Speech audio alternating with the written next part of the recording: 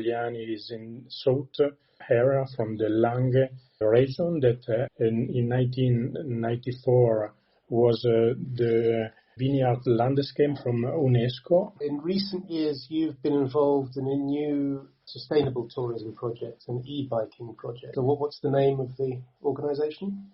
Yes, the brand is Lange Incoming, a bike and wines.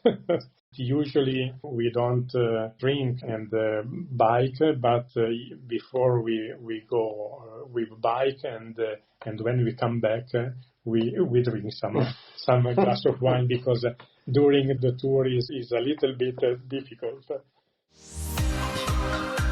Welcome to this special Clubhouse session of the Italian Wine Podcast. Listen in as members of the Italian wine community engage in fascinating conversations about contemporary wine topics. If you enjoyed the show, please consider donating through ItalianWinePodcast.com. And remember to subscribe and rate the Italian Wine Podcast wherever you get your pods. Hello and welcome to Clubhouse, the Ambassador's Corner. My name is Carla Ravagnolo and today I'm pleased to welcome James MacNay and his guest Attilio Pecchenino from Pecchenino Estate. Welcome everybody. Hi Carla, how are you doing? Great, very much looking forward to hearing your conversation with Attilio today. But first, I want to introduce you, our host for this episode. So James is originally from Southeast England, where Cuculo, cheesemonger, and Enoteca, which he still partially owns, is located.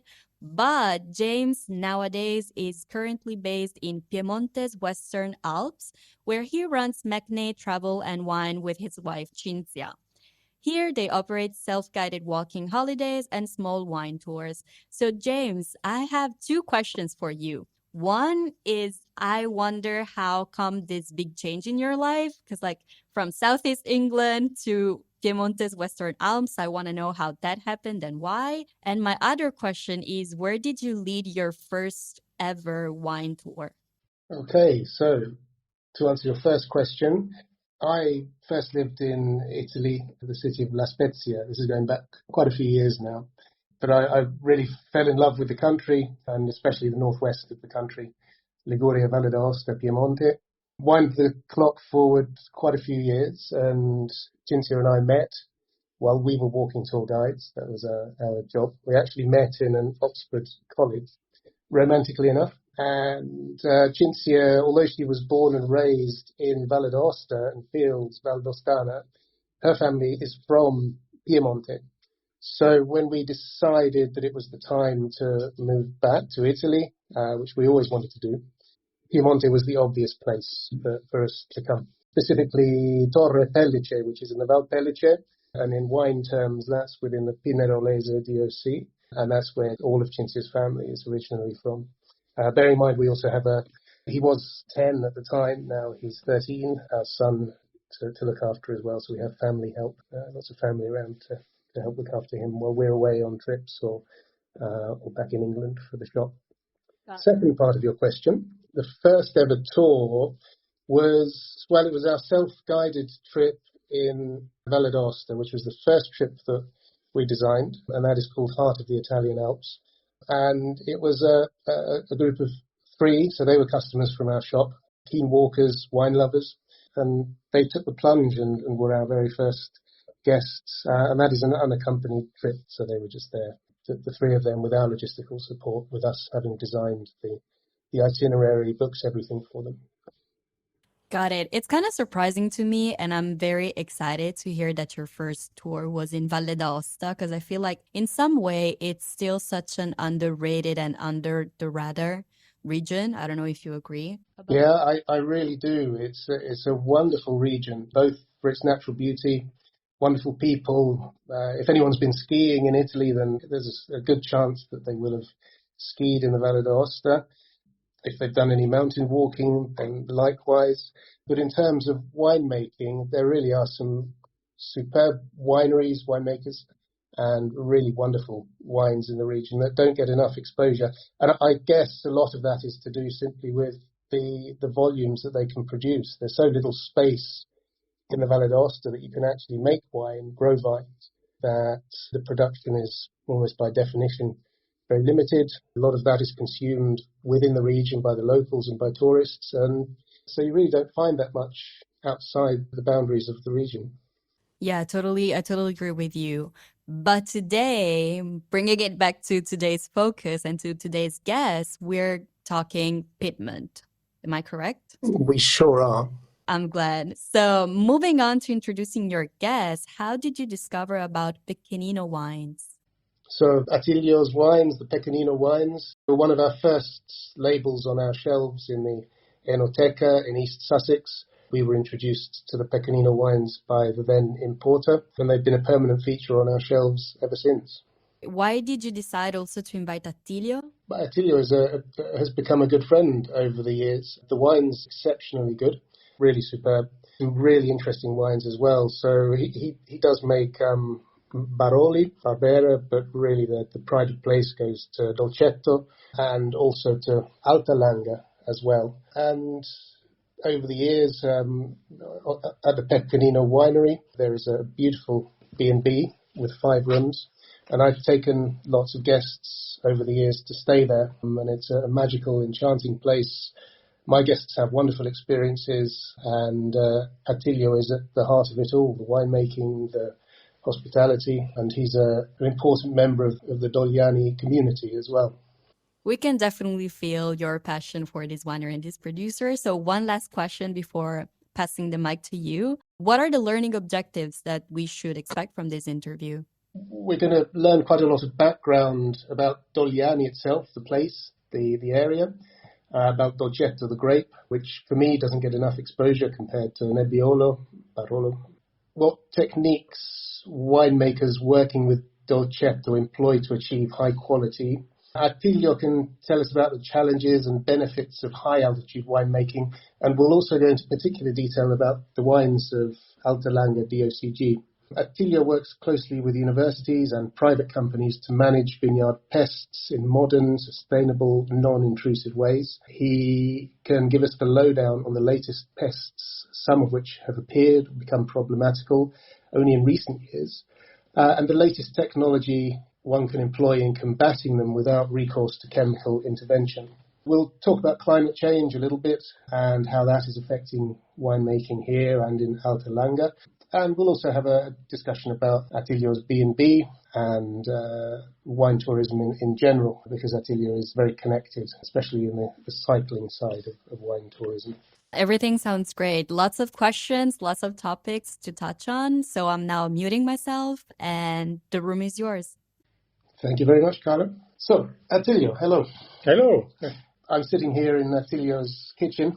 The sun is going down on the hill behind us, behind Dogliani, rather. It's a beautiful, idyllic scene. And should first mention that Attilio is not the only person involved in the Attilio winery. It's important to mention his brother, Orlando, who doesn't really speak any English, I don't think, does he? And Attilio's nieces, Lisa, Gaia, and Sofia, and they're all very much involved in the winemaking, in the vineyard, in the cantina, and also on the hospitality side, so looking after the B&B. So it's very much a family affair. So, Attilio, introduce your winery to us. How many hectares do you have? Where are the vineyards? And how many bottles do you make? Yes, at first I give thanks to James and Cinzia for this possibility to introduce our winery. That the location is in Dogliani. Dogliani is in south area from the Langhe region that in 1994 was the vineyard landscape from UNESCO. That is one of the best, I think, one of the best beautiful place in the north of Italy and also in Italy and in the world, I think. That is exclusive, particularly terroir that we can see the mountains, then we can see the vineyards, that we can see some forest, and is a balance of the nature that is very, very personality. Also is a place that we have more ecosystem inside here. in this part of the region. Then for us is the fourth generation at this moment that from the winery that he was born in. We have the history in the beginning of 19th century. Then at this moment we are me and my brother that we take care from everything. At this moment we have 40 hectares that was located in Dogliani, the more quantity of hectares in Dogliani, then Monforte d'Alba, and also a little bit higher in the top of the hill. Bossolasco is the name of the community there. The climate is changing, and also James spoke before. Then at this moment we also try to put some white vines a little bit higher. Then we are our vineyard is 450 meters, then Bossolasco is higher. You make Alta Langa, and you make Dogliani, and you make Barolo, and you have a Riesling as well, I think, don't you? Yes, it's the new experiment. We had the first vintage was 1918. And at first was an experiment also for the family wines. Then now we also became more famous, and this moment we make around 6,000 bottles from the last vintage, that is 2023. The first was 18, and is especially wines that we can drink also after many years, so that we have a more flavor, more hydrocarbon, and will be better in next years. We don't know how many, because it's a new experiment for these wines. Good luck with that. It's delicious, I can tell you that for sure. You grew up, Attilio, in the town of Dogliani, didn't you? That's correct. So what was it like growing up here, and how have things changed? I'm sure beyond what I could imagine. How have you found things changed over the years and the decades? And then about Dolcetto... No, I mean really about life in Dogliani. Yes. Is there lots more tourism? Is there more wealth? Is it a richer place? Yes, is our passion. I think that we have high passion for work, for business, from the winery, also winemaking, and also for B&B, for everything, for the outdoor activities, for everything. Every day we introduce something to give more experience to all people, all our guests and our customers, for wine customers. Then in Dogliani changed a lot of things in the last 15 years. But I remember when we were a child, then we studied, and then it was the first vintage for us around 1986, and then in that times many people make Dolcetto. We have more people that work every day for this kind of grape. It was more popular. Was more popular because it was a wine to drink daily, more easy. Then me and my brother and other winemaker, in the last 20 years, we invested for the winemaking, from the technical in the vineyards. Everything is changed in the last 20 years. So if we go back 20 years, were there as many wineries, private wineries, as there are now? So it seems to me that there are lots of wineries in Dogliani now, but I don't think that was always the case.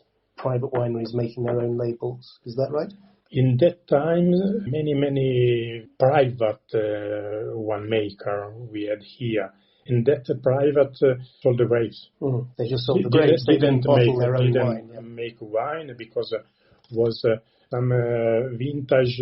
When the weather was better, the wine was better. Then the weather was not perfect.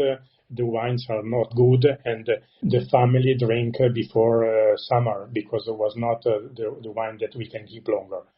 We study from this kind of grape, that is Dolcetto, that is very delicate grapes, and the delicate wine is very difficult to grow the vines. during the year, and it's very difficult also on the winemaking, the cellar, that is very, very delicate. Is more easy to make a Nebbiolo. It's more easy to make a Barolo also. It's a wine that we can compare from the Pinot Noir. It's similar, more similar. But it changed many, many things. It changed in the last 20 years also.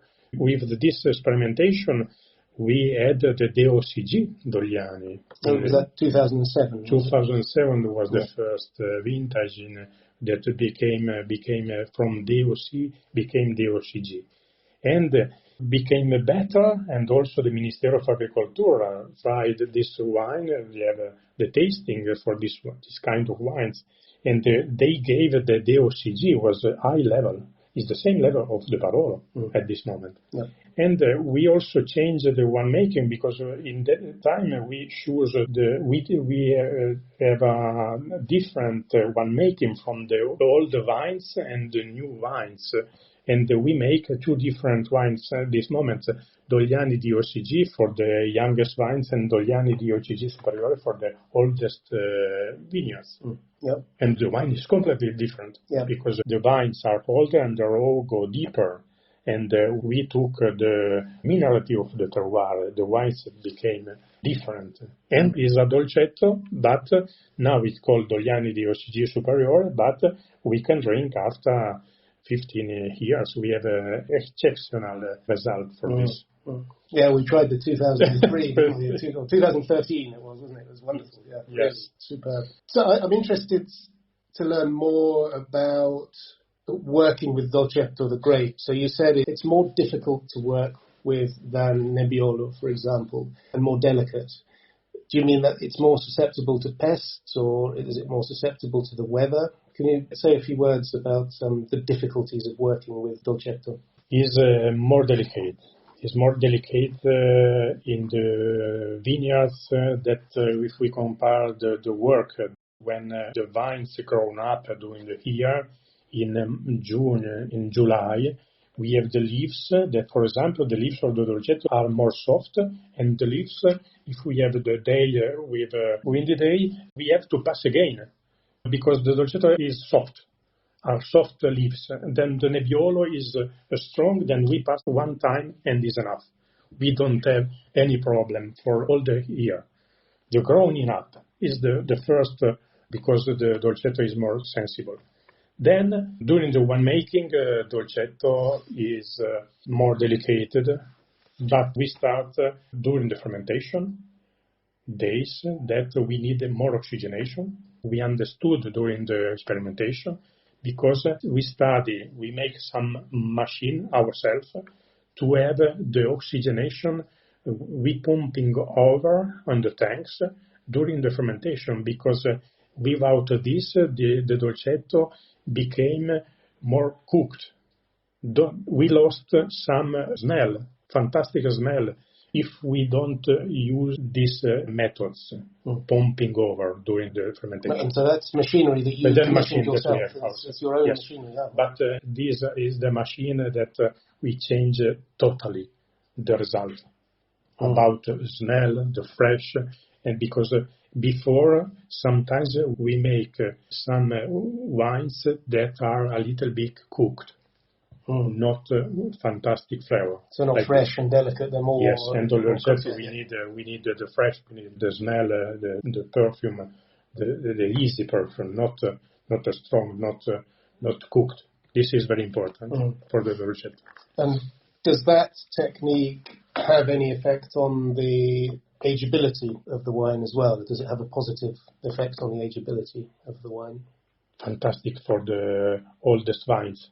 For the oldest vines, we divide the best vineyards, the best years also. Not every year is possible to make Dogliani Superiore that we can leave 15 years in a bottle. But we divide also the winemaking, the age, because the simple wines age in the stills tanks. Then the oldest vines, the best wines, we age in the cask of wood box. Yeah, wonderful. So if I'm thinking about Dolcetto, I could either be thinking about the premium end of the market, like the Pecchenino Dolcetti, but I can also be thinking of the wines of Clavesana, the cooperative, which are simpler, fresher. And I like both. We have both in our cellar, we have both in our shop. I really like the wines of Clavesana. Maybe you've already answered the question, but is there anything you'd like to add to explain how you make a wine that is a Dolcetto that is different? Why is a Pecchenino Dolcetto different to a Clavesana Dolcetto, stylistically, in the flavour, in the organoleptic quality? Yes, we talk about that Dolcetto have more personality. And sometimes every vineyards that are closed vineyards make a different wine. Also from our wines. The vineyards Sirediemo and Bricobotti, for example, that are Dogliani Superiore both, are not far. The vineyards are close, but the wines is completely different. But one is located in southwest and the other is southeast, and we have 10 meters of different.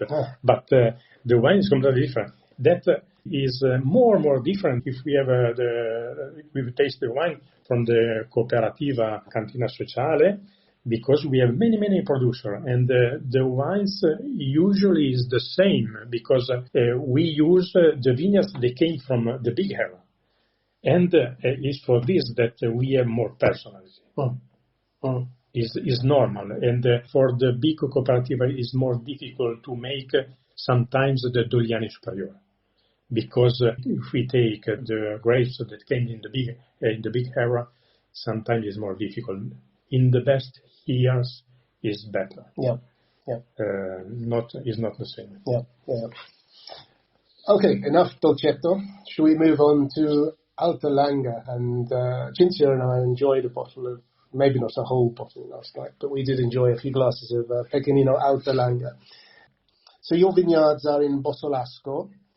Can you describe to us where Bossolasco is compared to Dogliani, and what the growing conditions are like compared to the growing conditions of Dogliani?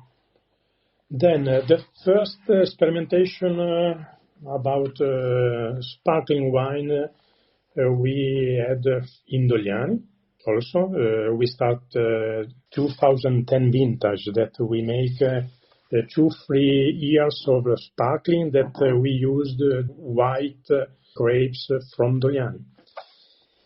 And we have the bottle also here that was 2010 vintage, the first, but is a special wines, is fantastic wines.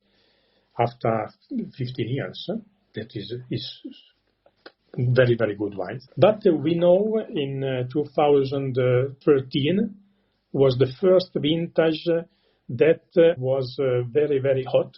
Mm-hmm. And then we had to find some place a little bit higher, because our vineyards are 450 meters and was a little bit warm temperature here. And then we decided to go up 700 meters direction to the south. Alba is a little bit in the north of Piemonte, and we go direction to the south, direction to the sea, Liguria. Bossolasco is in the Alps, Liguria, between Piedmont and Liguria. And this is a fantastic place. It's not far from Liguria because is line here is around 50,000 kilometers. And is a special wind from the sea that we kept there. Is especially temperature because it's a little bit cold. Then we have a different soil, more minerally, more sandy soil, but is different from our region because it's more yellow, but more sandy. Is not heavy because the sand have the problem because for example, it's not only the positive, we have also negative. For example, we have a little bit steep vineyards and we have the problem for the erosion every year. Now are not normal rain, but we have a big rain in 10 minutes, disrupt everything, and we have to work to put up again the soil. Very difficult because it is very steep. But the wines are completely different. More mineral, also the Riesling. We tasted the Riesling and we understood what it means. And the sparkling, we make wines that we don't know because we don't have a long experience. But I think that we can drink after 15, 20 years for the sparkling. Sure. Is a fantastic result from this era. Is the first sparkling. Alta Langa is not a long experience, a long history about this wine, but at this moment is more popular, became more popular. Yeah. Because in Piemonte we only have this sparkling, but the quality is very higher because the quantity for hectare is very low for the quantity of grape. Mm-hmm. And the quality is fantastic. Yeah, it is, I agree. So you have two cuvées, don't you, at the moment? There's Serre and Écolé. Yes. And Serre is which vintage? Which year? Yes, at this moment we have a 2020 vintage. Mm-hmm. And Écolé is 2019. In 2019. So they're both Dosaggio Zero. Yes? Yes, Dosaggio Zero. Stylistically, they're quite different, which is a reflection of two different harvests, I think, two different... completely years. Different. 19 is a little bit sweet, but when we make wine, we didn't add sugar, but was the vintage that was like this, and we have to make another wine. That is, Écolé is the new wine at this moment, because for 7 years we make the Pas d'Osé and not the Brut. Yeah. But at this moment we have two possibilities. Both are fantastic, but the Brut is more easy. The Brut is more easy, and the Pas d'Osé is more mineral. That should be a wine that we can drink after many years, for a long time. Yeah. Usually we have a comparison like this. Yeah. How do you make your Alta Langa wines in the cellar? I mean, in the cantina. How do you make them? In Dogliani? No, you Pecchenino personally. It's your production. Our production at this moment is 25,000 bottles at this one, last vintage. And so you don't bottle in the cellar, do you? We bottled in the cellar, but we have a degorgement outside from the other company, for the second bottling. Yeah. I'd like to talk now about something that I've always found fascinating to hear you talk about, which is your work with universities and private companies. I believe it's very forward-thinking work, and a certain amount of experimentation, I guess, in the ambit of pest control. So this is non-intrusive pest control. Are you organic certified or not? We have the SQNP, that is the disciplinare of the Ministero of Agriculture in Rome, that we reduce insecticides from last 15 years. Yeah. Tell us a little bit about, first of all, what kind of pests you have and how the situation with pests has changed in recent years. Because it seems to me that every year you have a new invasive species that you need to deal with in a different way. Is that correct? I remember when I was child in my era here, Dogliani and also Barolo and also the Barolo era, I remember that we used the helicopter for spraying the vineyards. Wow. Around 1970. In 60 years, in this era, it changed all. The philosophy of the farm changed, the culture changed. And for us, we start immediately when we continue the work from the family, from our family. And then we start immediately to reduce the insecticide, doing the spraying, doing the work into the vineyards. Then immediately we started to have experimentation with the different methods that we didn't find in Piemonte, but we found in Trentino Alto Adige, that is in northeast of Italy. I found there more culture in this sense here, because I think that the producer, the winemaker there, and also the normal people are more sensible for this. They have there 2 universities, and I start to work with them, with a cooperation with this university at first in 1997, in 2000, around 2000 vintage. And vintage after vintage, we introduce some new methods that we import from there, from the Trentino Alto Adige. But the first year that was very important for me was in 2007, where I used the pheromones to defend the insects, that it means mating disruption, that we defend the grape without insecticide. At first, we use the pheromones from Trentino, but during the experimentation, we study here the pheromones from Piemonte, because we have 2 different insects that we have here and not in Trentino Alto Adige. But at this moment in Piemonte, we have around 4,000 hectares that use these methods. I remember at first in 2000, nobody understood these methods. Nobody. I'm sure because when we try from the mating disruption from the insects, we wait 6-7 years because we had to have the result, official result. Then we give to other producer the result. But we work with the university, not alone. Pecchenino at this moment work with 3 different universities, and the results are official. And it's for this that we also introduce other experimentation from another insect that we found in this area with by the traps.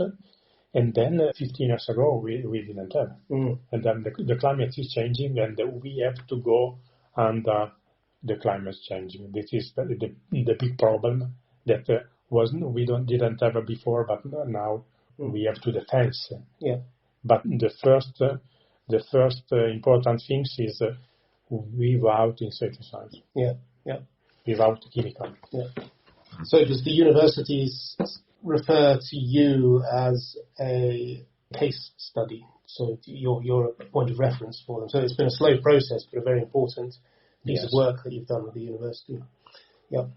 It's very important that at this moment our results are used many technical from agronomy from all Italy. They are looking to find also to understand more things about this. But in Italy we are 2 producers that use these methods. Pecchenino Winery and the other is in Trentino. With this experimentation, but is official. Many producers use some other methods, but are not official, and is not important for the research. No. Great. We did have a question that came in a little while ago. So the question was from Honor-D, and it is: do you use wild yeasts for your fermentation? Yes, we usually, if the weather is good, we use original our yeast. Your own yeast, right? Okay. But sometimes the weather is difficult. It rained last. For example, last year was very difficult. But we work every day, and we took care from the vineyards every day, and we saved 98% of grapes. But I know some producer in this area that lost 50%. It was very difficult. Disaster. But the experience, the passion, I think the passion, because we work Saturday, Sunday, every day. And we save everything. Yeah, sure. 24 was difficult, but we have good wines. Yes, yeah. That's the important thing in the end, isn't it? Okay, just let's touch quickly on your Barolo vineyards. So they're in Busia, yes? Is that right? Yes. And you have a winery, a cantina in Busia. There's a remarkable statistic that you told me that I think when you bought your vineyards in Barolo, they cost whatever they cost. And now, how much is a hectare in Barolo? Very, very difficult at this moment to buy some small vineyards there, some small area, because, for example, in Busia, we bought the vineyards in 2009, and we spent 300,000 euro per hectare. Mm-hmm. And I think in this moment is 3 million. Wow. That's just incredible. It's incredible that in 15 years it changed all. It's almost 10 times multiplier. It's incredible. It changed 3 million euros a hectare. No, it's not possible. And at this moment is a big problem because some other company business came here to buy some land here. But they make different things, shoes or clothes, everything. Ah, but okay. That's interesting. But buy the vineyards here. To make wine? To make wine. Oh, okay. So why do they do that? To diversify or as an investment? Or? Investment. Right, okay, yeah, sure. This is a big problem. Then we, at first, in 2004, we started to make Barolo, but we rent the vineyards for 3-4 years. Then we bought this vineyards in Le Coste di Monforte, in Monforte d'Alba town. Then we invested little by little, because it was not possible to buy immediately whole. And little by little, also, we bought a small house, where at this moment we have the small cellar to make the Barolo there, and also repeat little by little because it was not possible. At this moment we have 5 hectares in the Barolo in Monforte d'Alba, but all the vineyards are not Barolo, but Alps. At this moment we have the document for the Barolo, and Alps is Dogliani and Nebbiolo. But will be Barolo. Yeah, we're working towards yes, we are working to have a document. But the wines we make Nebbiolo there that is very different from the Nebbiolo that we make here, that in Dogliani, but we have 800 meters. It's not far. Yeah. But the result is completely different. Yeah. Completely different. Yeah. But also the Nebbiolo from Dogliani is very good. Yeah, no, for sure, yeah. Let's talk a bit about the premises now. You have a beautiful farmhouse. I can't quite express how gorgeous it really is. That is a 5-bedroom B&B. But I've seen photos of that building before you started working on it, and it was a ruin, really, wasn't it? Tell us when you started that job and a little bit about the process, how it happened, and problems you had along the way. Yes, it was a big investment that time. It was 1996. Then it was a ruin. It was an old house that was built in 1700. Around these years, but the house stayed many years that nobody took care, and some part fall down. But when we arrived there, me and my brother, we started immediately for the renovation, and we used all the materials. All of them. The original materials. The original materials, and at this moment the house is the same that was before in the original house. Fantastic, because it's very the top of the hill, and there is very beautiful view We have all around, we have the mountains, and we have a fantastic location because we are 100 kilometers from the Liguria, from the sea. And when we stay from us, and we can go on one day to the sea, then we have 100 kilometers from Torino. And we have Alba, we have Lange, UNESCO landscape in this region that is very, very easy to go everywhere in this part. This Continuing on the question of tourism, in recent years you've been involved in a new sustainable tourism project, an e-biking project. So what's the name of the organisation? Yes, the brand is Lange Incoming, a bike and wines. Usually we don't drink and bike, but before we go we bike, and when we come back we drink some glass of wine, because during the tour is a little bit difficult and is better. But we have many trails. We have the steps around here, direction to Bossolasco, that we have the vineyards, or direction to Barolo, to Alba, because with the e-bike, electric bike, we can go in Barolo in 20 minutes, half an hour. We are in the center, and we can offer to the guests many activities. From the trekking also, not only bike, but also trekking. But with the e-bike is better because the bicycle guide, and we can go all around for 2-3 days, and we don't pass in the same trail. Yeah. And you also can do multi-day trips, can't you? Yes. It's possible to go. We start from Alba, and in 3 days we arrived in the Liguria here. Then we passed in the mountains, and the beautiful view. All the trails are fantastic. Experience. Yeah. A once in a lifetime experience. I'd love to do that. I will put my name down one of these days. So, as you know, we're involved in wine tourism. We have a wine tourism business, and we're particularly interested in walking and cycling. Is that one of the big directions that wine tourism in the Lange and the Alta Langa, is that one of the directions it's moving in? Do you see any other themes developing in tourism in this area? For one side is fantastic, is a good thing. From the other side is a little bit dangerous, because some more tourism in the small areas became a little bit difficult things. Logistically.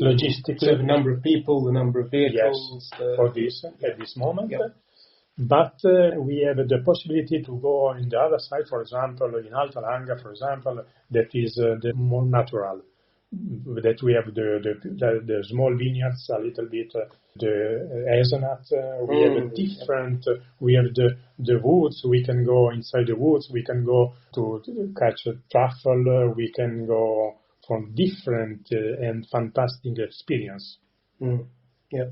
I have one special memory from last year. We had a group staying with Pecchenino.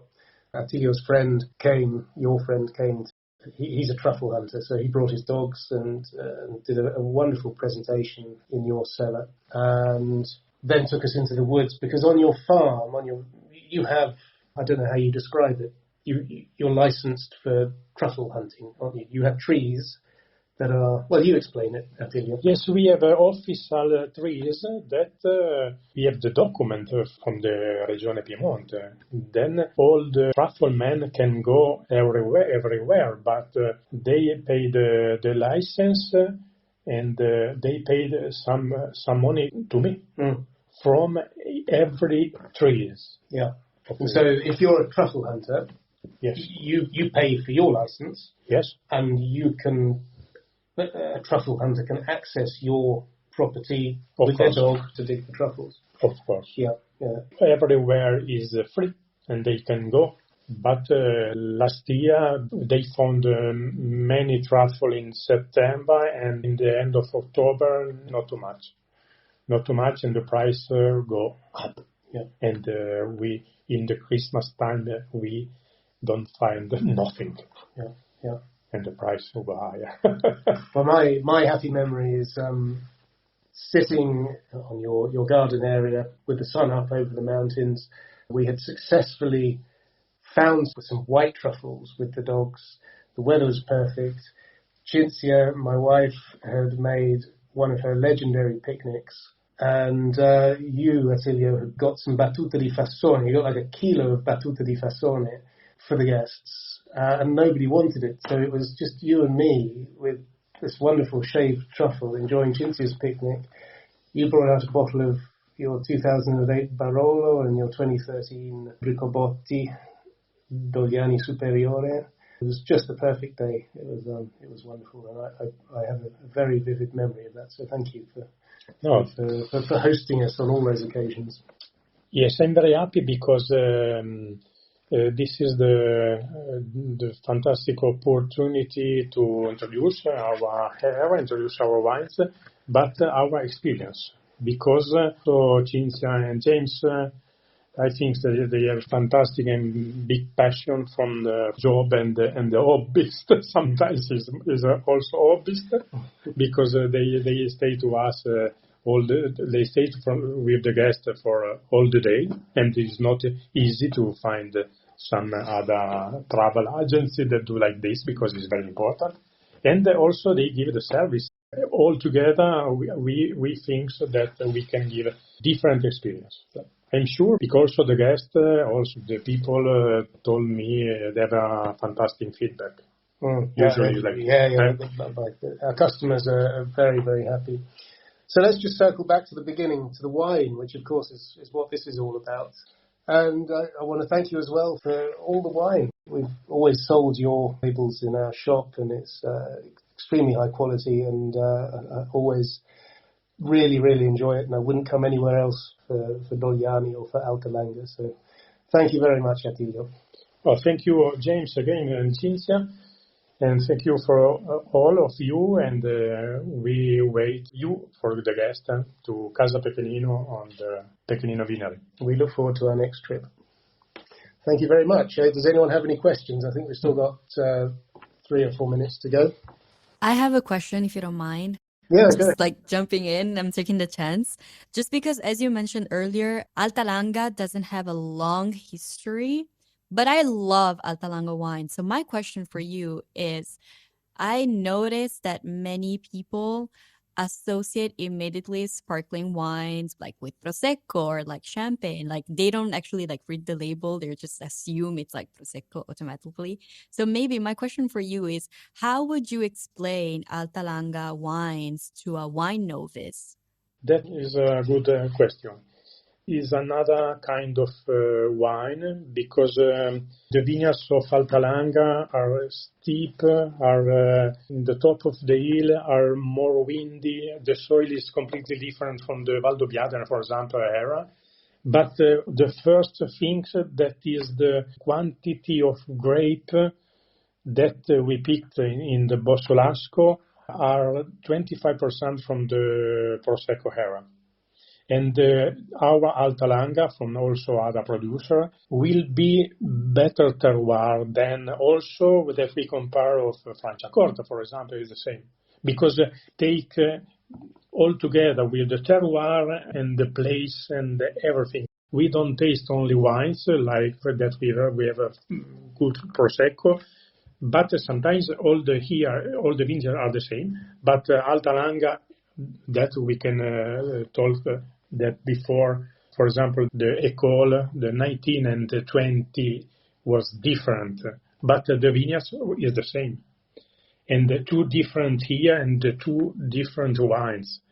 Is for this that we reduce the quantity of grapes, and the wine is completely different. The sparkling, the bubble is very, very thin, like if we compare the champagne, and is very long taste, because the persistence, aromaticità, intensità is longer that we compare of the Dogliani Superiore, of the Barolo. It's very long, 10 seconds, 15 seconds is incredible result from this kind of wine. Completely different. Okay, so we've got one question from Kevin. Great question, actually. What is the most important message you'd like the fortunate ambassadors of your winery to convey when presenting in the market? What's your single message when you're in the market? Passion. Passion, yes. I think that passion is our life. Yeah.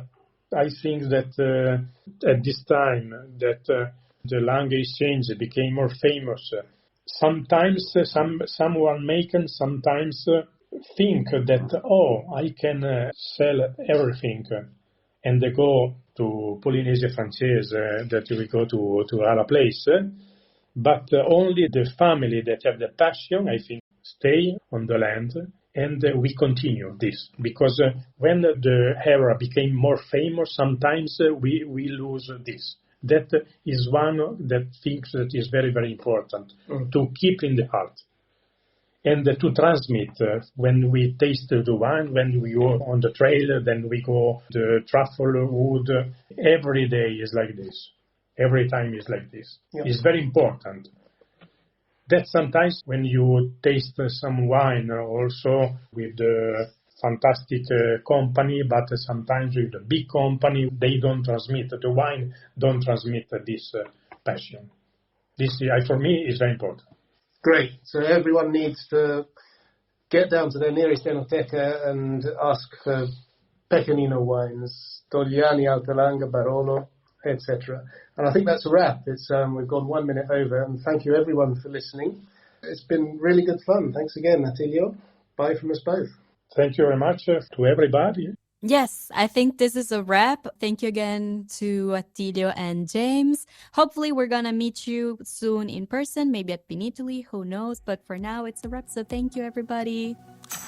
Listen to the Italian Wine Podcast wherever you get your podcasts. We're on SoundCloud, Apple Podcasts, Spotify, Himalaya FM, and more. Don't forget to subscribe and rate the show. If you enjoy listening, please consider donating through ItalianWinePodcast.com. Any amount helps cover equipment, production, and publication costs. Until next time, cin cin.